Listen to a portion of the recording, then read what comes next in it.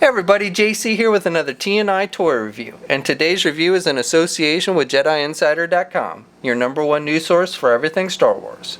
And for today's review, we're going to be taking a look at the new Star Wars The Force Awakens First Order Special Forces TIE Fighter from Hasbro Toys. Now this is a 3.75-inch scale vehicle, and it comes packaged in the same style of packaging we're seeing with all the new Force Awakens product. Up at the top corner we have the Star Wars The Force Awakens logo, and then we have on the other corner Kylo Ren's head with his ignited lightsaber and kind of like a fiery background. And then below that we have some really nice artwork for the TIE Fighter. We see two TIE Fighters, looks like it's in a dogfight with some Resistance X-Wing fighters, and then you've just got basically the universe in the background. So I'm really liking the artwork on the packaging with this one. And then down in the corner, the vehicle comes with a TIE Fighter pilot, a First Order TIE Fighter pilot. So we've got the figure displayed in the packaging down the corner, and then we've got a little image showing one of the features of the vehicle, which is firing rockets.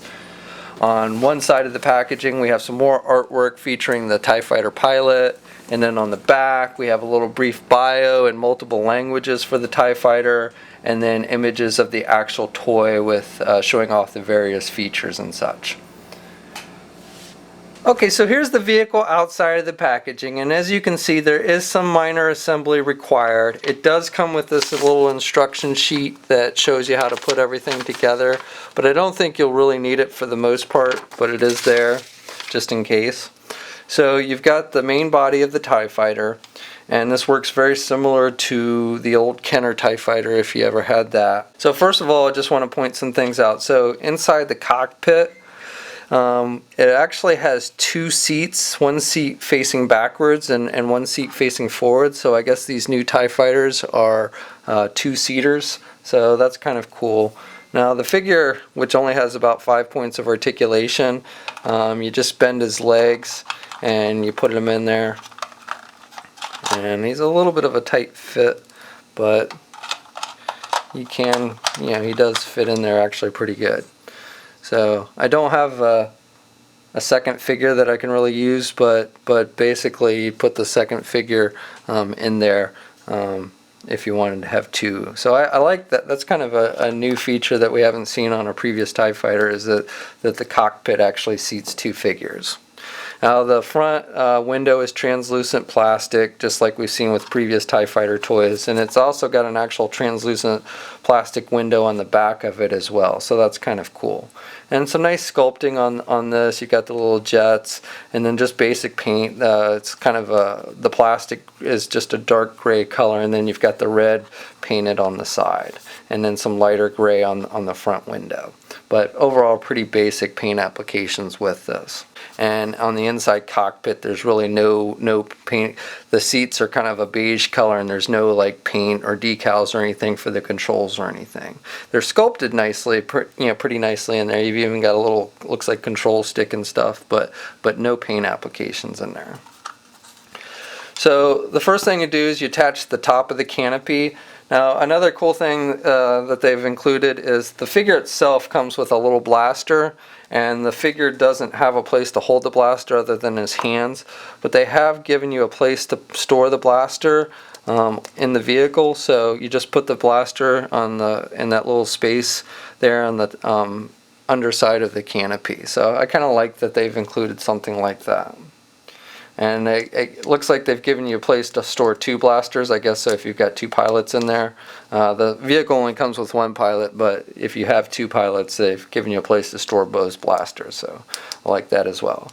So with the canopy itself, and again, it's just that kind of plastic gray, and it's got some black stripes. Almost looks like maybe that's decals. It's very shiny black. It's not translucent plastic, but it's supposed to be kind of like the windows on the top of the TIE Fighter. And you've got these little pegs on the back side of it, and you've got these little holes on the body of the TIE Fighter, and you just basically pop that in, and then the door opens and closes. It clips shut, very similar to the old TIE Fighter toys that we've seen.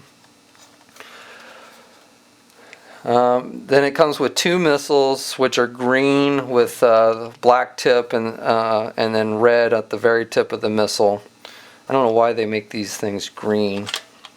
but you just pop them in, and they do kind of stick out a little bit. I would have liked it maybe if they had kind of fit deeper into the vehicle, but and to be honest, I actually like the old Kenner TIE Fighter where it used to have the red light up. You'd push the button on the back and it would light up red here at the gun. But as it is, nowadays we get firing missiles. So if you want to fire the missiles, there's this red button on the bottom, and it basically just fires the missiles, both missiles, when you push the red button. You can kind of push it softly, I think, if you want to try and just fire one, but for the most part it's just one button to fire both missiles, and the missiles do fire pretty far. So, and then another piece you have to attach is the bottom piece, which has a rotating cannon. Again, just the plastic, not a lot of paint detail, but some pretty nice sculpting on it. You do have the little red tips on the tip of the cannon, and you just clip that in. You see these little 3 holes on the bottom, and there's these little 3 pegs on the bottom piece of this, and you just kind of angle it and push in. You got to push pretty hard to get it to pop in, and once you pop it in, it's not easy to remove that piece. So it's one of those pieces where basically once you put it in, it's not really meant to be removed. And again, it's got the cannon on the bottom that rotates, in a 360 degree. It doesn't really pivot up or down, but it does, you can rotate it, and it's just kind of a soft rubbery type material for those cannons. And finally, we'll stick the missiles back in here real quick. Oh, and one other thing, I'm not sure, I think these are supposed to be another little thing of cannons. It might be an antenna, it's hard to tell, but the way it moves on the vehicle, I'm thinking it's cannons. But basically it's just these little plastic, thin pieces of plastic that have these little clips or little knobs on the end of it. And then you've got this little thing here on the top side of the TIE Fighter, and what you do is you just slide it in there, and it just clips in. And this, you can have it pushed down, or it can push straight up in the air. The reason why I think thought it was an antenna is because of the way it just sticks up in the air, but maybe it's to shoot stuff overhead. The reason why I think it's maybe a cannon is because it's actually it rotates, so not only can you do it up and down, but you can rotate it. So the way it moves, it looks to me more like a cannon, some type of cannon or gun. And on mine, the little cannons came out of the packaging a little bent. Again, they're just kind of a soft rubbery plastic. If you wanted to take a blow dryer or something, you could probably straighten that out. And finally, you've got to put the wings on. This works very similar if you had the old Kenner TIE Fighter. Very similar, you just pop the wings in. You want to make sure that you have it turned correctly, otherwise the little pegs on the wings won't fit in the hole on the body of the TIE Fighter. But as long as you have it right, then it pops right in. And then just like with the old Kenner toy, it's got a feature of basically where you can pop the wings off for battle damage. There's just little buttons on the bottom, as opposed to, it used to be on the top, but now they're on the bottom, and you just push those and it just pops the wings off.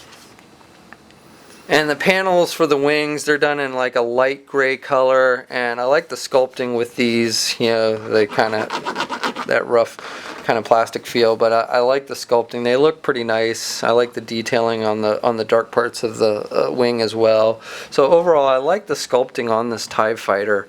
I think they've done a pretty nice job with it. Now, scale-wise, grab my little tape measure. This is basically the size of the old Kenner TIE Fighters, as opposed to, Hasbro's done some larger scale, or larger, still 3 1/4 inch scale, but larger TIE Fighters in recent years. But this one is more on par. I won't say they just reused the old Kenner mold, though I suppose maybe they did with just some add-ons, but it's definitely about that same size. So it measures about 10 inches in width, and then the wings themselves are about 11 inches high. figure itself, it only has about 5 points of articulation, like with most of the figures in this line, or in fact pretty much all the figures in this line. Not a lot of paint detail, it's just a solid black figure. You do have this little circular emblem, which I guess is the First Order emblem as opposed to the Empire's emblem, and it's just done in a metallic silver paint. It's just looks like a circle with teeth, and then you've got the skin tones on the head. The helmet's removable. The helmet's just solid black, and I like that the helmet is removable. The only thing I don't like is they've created this big giant hole in his chest, and that's basically for this control panel that attaches to his oxygen tube that goes up into his mask, and that basically plugs into this hole so it doesn't just like fit loosely on the figure.